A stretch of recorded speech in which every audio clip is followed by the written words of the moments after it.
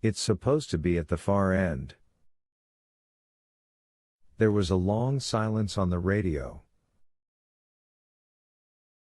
The waiting technician broke a light sweat. Finally his radio clicked. "The camera isn't here," the voice said. "I can see where it was mounted, though. Somebody must have removed it."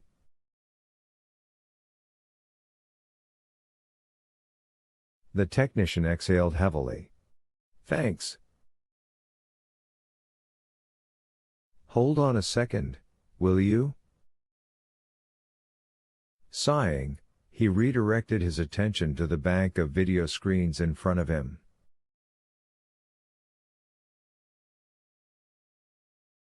Huge portions of the complex were open to the public, and wireless cameras had gone missing before, usually stolen by visiting pranksters looking for souvenirs.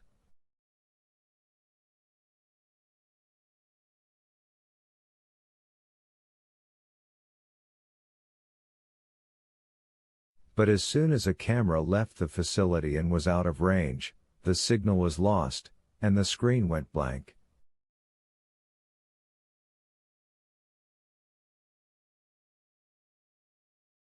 Perplexed, the technician gazed up at the monitor. A crystal clear image was still coming from camera number 86. If the camera was stolen, he wondered, why are we still getting a signal?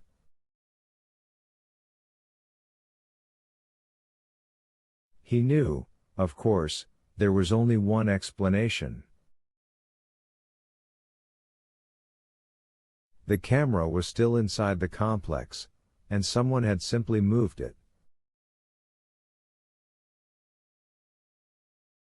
But who? And why? He studied the monitor a long moment. Finally he picked up his walkie-talkie. "Are there any closets in that stairwell? Any cupboards or dark alcoves?" The voice replying sounded confused. "No." "Why?" The technician frowned.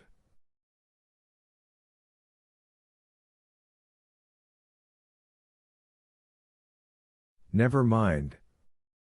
Thanks for your help." He turned off his walkie-talkie and pursed his lips.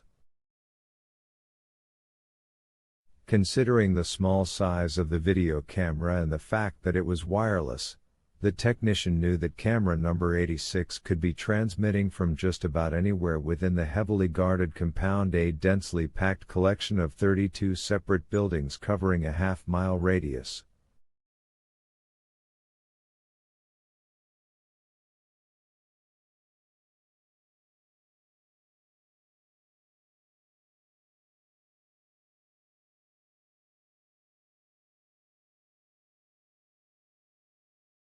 The only clue was that the camera seemed to have been placed somewhere dark. Of course, that wasn't much help. The complex contained endless dark locations, maintenance closets, heating ducts, gardening sheds, bedroom wardrobes, even a labyrinth of underground tunnels.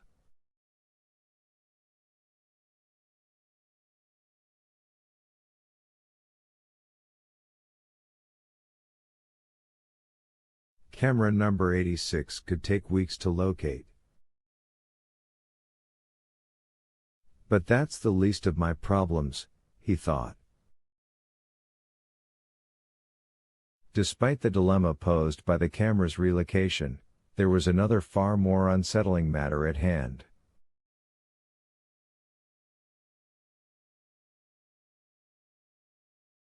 The technician gazed up at the image the lost camera was transmitting. It was a stationary object. A modern-looking device like nothing the technician had ever seen.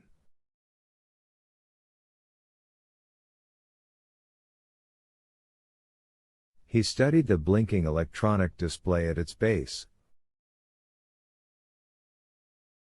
Although the guard had undergone rigorous training preparing him for tense situations, he still sensed his pulse rising.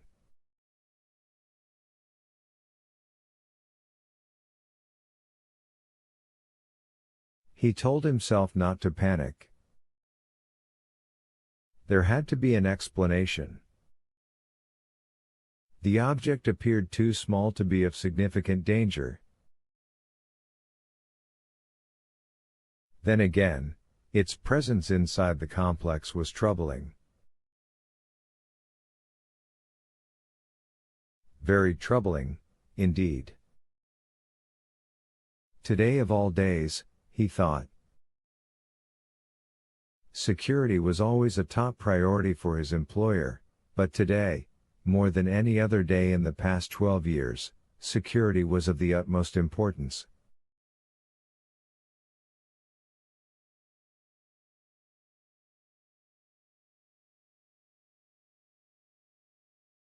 The technician stared at the object for a long time and sensed the rumblings of a distant gathering storm.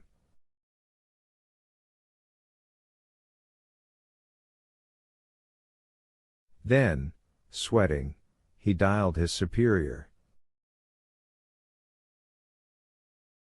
17. Not many children could say they remembered the day they met their father, but Vittoria Vetro could.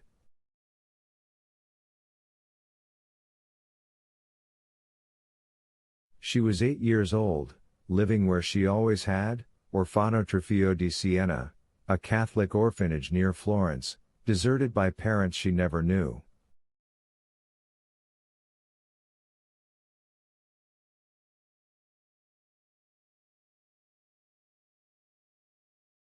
It was raining that day.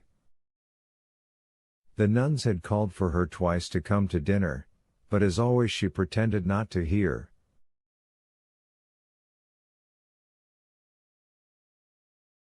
She lay outside in the courtyard, staring up at the raindrops, feeling them hit her body, trying to guess where one would land next.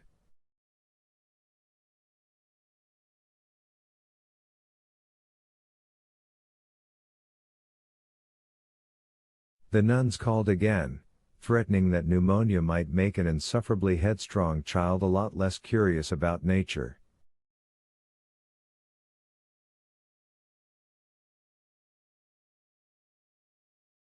I can't hear you, Vittoria thought.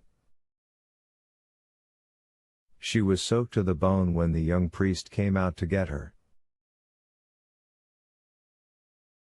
She didn't know him. He was new there.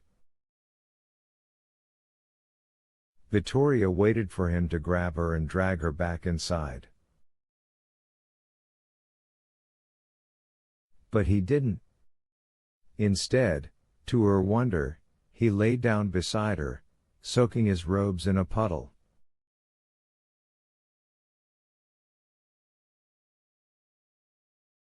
They say you ask a lot of questions, the young man said.